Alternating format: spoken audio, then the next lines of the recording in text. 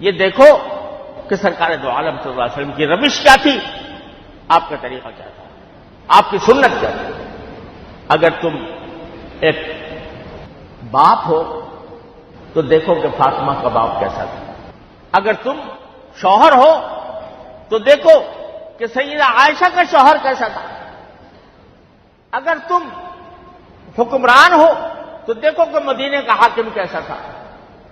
اگر تم تاجر ہو تو دیکھو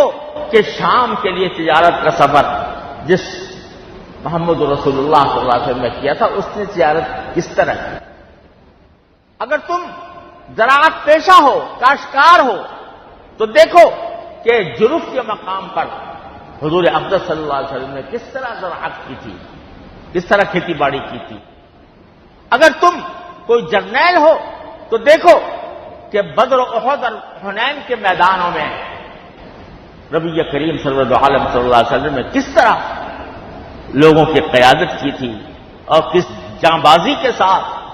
جس شجاعت کے ساتھ کہ پورا حنین کے موقع پر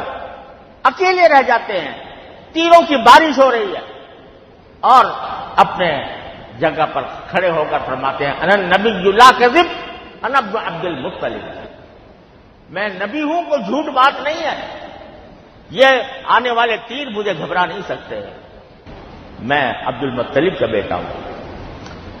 تو زندگی کے ہر شعبے میں بہترین نمونہ اللہ تبارک و تعالی نبی کریم صلی اللہ علیہ وسلم کی شکل میں بھیجا۔